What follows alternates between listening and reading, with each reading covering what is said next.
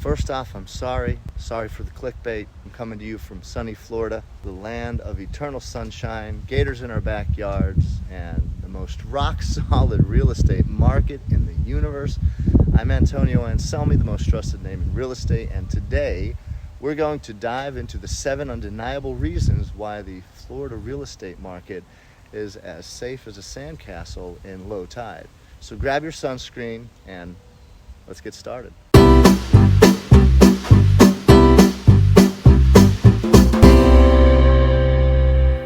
Reason number 1, homes are more elusive than a mermaid sighting. And I'm not talking about the mermaids up in Weeki Wachee. Let's talk about the shortage of homes in the current market. It's like trying to find a unicorn riding a unicycle. It's just not happening. Over the past decade, the number of buyers has been multiplying like rabbits, while the number of homes built, well, let's just say they've been built at a snail's pace. It's simple math, folks. Demand keeps skyrocketing while supply stays in its cozy little cave. Now, from 1970 to 1979, we built 12.37 million single-family homes here. From 1980 to 1989, we built 12.14 million single-family homes. And from 90 to 99, we built 12.49 million single-family homes. So keeping at a steady pace.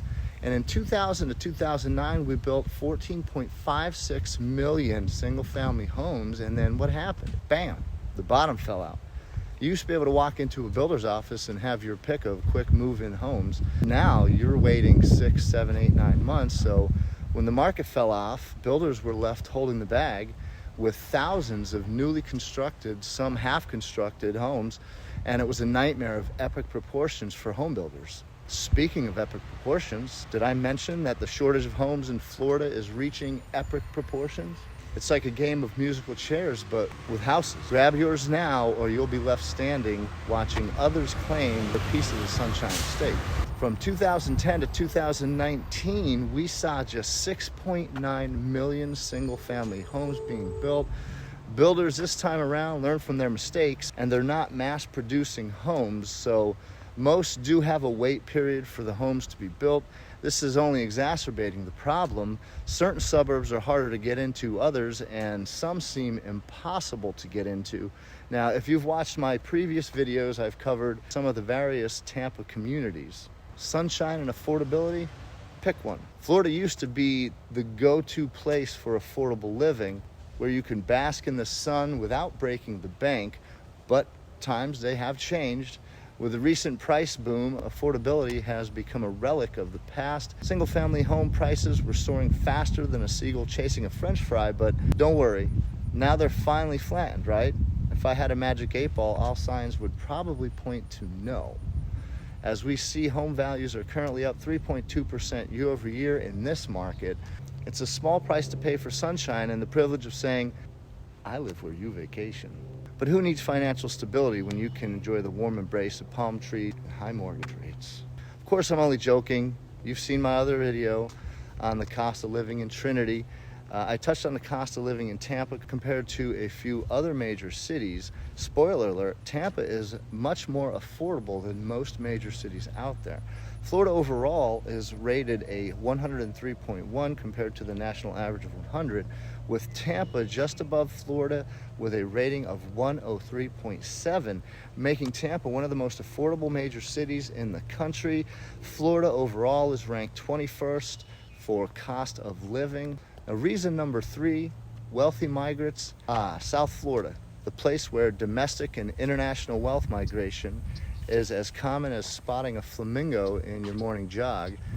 People from high-tax states flock to buy million-dollar properties with cash, making it rain dollar bills and driving the real estate market to new heights.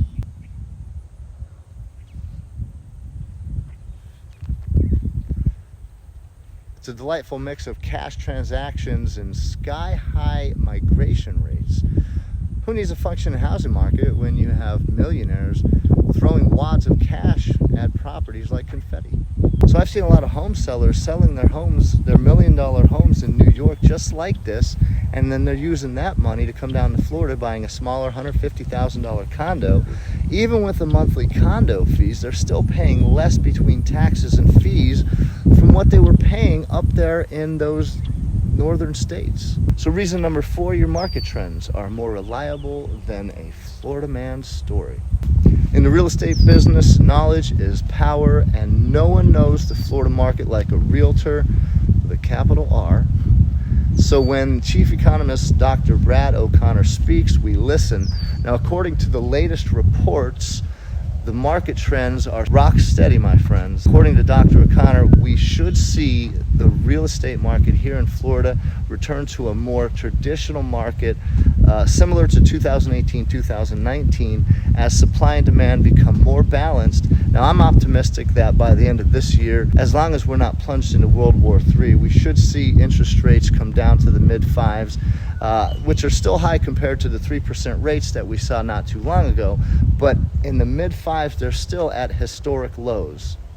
Ignore the naysayers who claim Florida's housing market could crash. Instead, reach out to me with any questions. I'll be happy to provide you with ample information, data, and statistics so that you feel comfortable with your decision to relocate to Florida. Reason number 5, vacation rentals. The allure of vacation rentals. Who needs long-term residents when you can have a consistent stream of tourists? Now, with platforms like Airbnb and VRBO, homeowners in Florida have discovered gold. So while some may worry about the stability of the market, the influx of vacation rentals keeps the Florida real estate market operating smoothly, with traditional long-term rentals averaging 4.04% return in 2022, and short-term rentals bringing in between 10 and 15% return on investment.